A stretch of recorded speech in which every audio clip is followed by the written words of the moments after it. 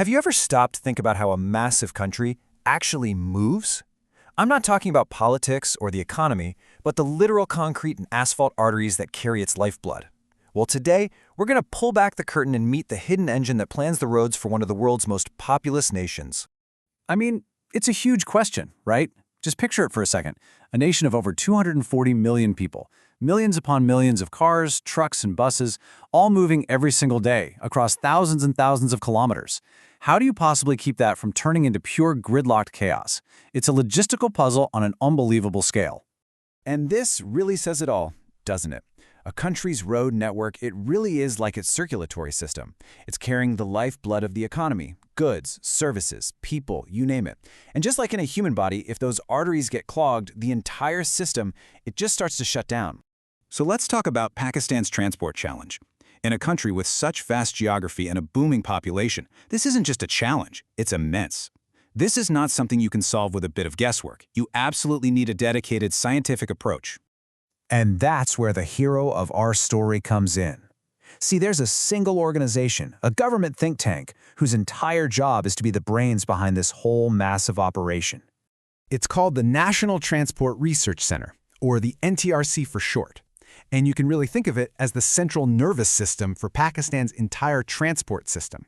Its whole purpose is to provide data-driven, scientific answers to the country's biggest, most complex infrastructure questions. Okay, so let's get the basics down. The NTRC, well, it's not some new kid on the block. It was founded way back in June of 1974. It operates as a government think tank, and it's part of the Ministry of Communications. That puts it right at the heart of all national infrastructure planning. And their official mission, it's actually fascinating. The two key phrases to really focus on here are self-sufficiency and indigenous R&D. So what does that actually tell us? Well, the goal isn't just to build roads. It's to build up the local expertise, the know-how, to plan, build, and maintain them for the long haul. It's basically a declaration of technical independence. So how do they do it? What does a day in the life of a transport think tank actually look like? Let's crack open their toolkit and see exactly how all that research gets turned into real roads. It all follows a pretty clear, logical method. Everything starts with data. You have to understand what's happening on the roads right now. Then you focus on safety.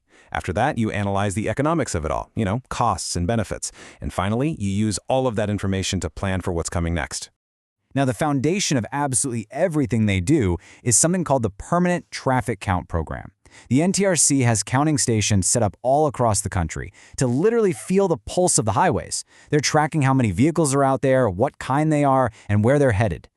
And that data collection leads to one of their most critical tasks, axle load surveys. And that might sound super technical, but the goal is really simple. Study the weight of trucks to stop overloaded vehicles from completely destroying the roads. So this one piece of research directly protects the country's infrastructure from wearing out way too soon.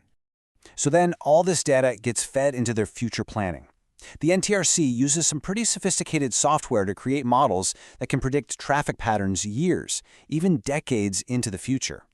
This kind of forecasting was absolutely essential for massive projects like the China-Pakistan Economic Corridor to make sure the new roads could actually handle all the traffic they were expecting. And of course, there is the incredibly important work on safety. The NTRC is responsible for finding what they call black spots. These are stretches of road where there's an unusually high number of accidents. They dig into the data, figure out why the crashes are happening, and then recommend engineering fixes to literally save lives. Okay, so the big takeaway here is that this isn't just, some academic exercise. The research the NTRC does has a direct, tangible impact that you can see and feel every single day you're on the road.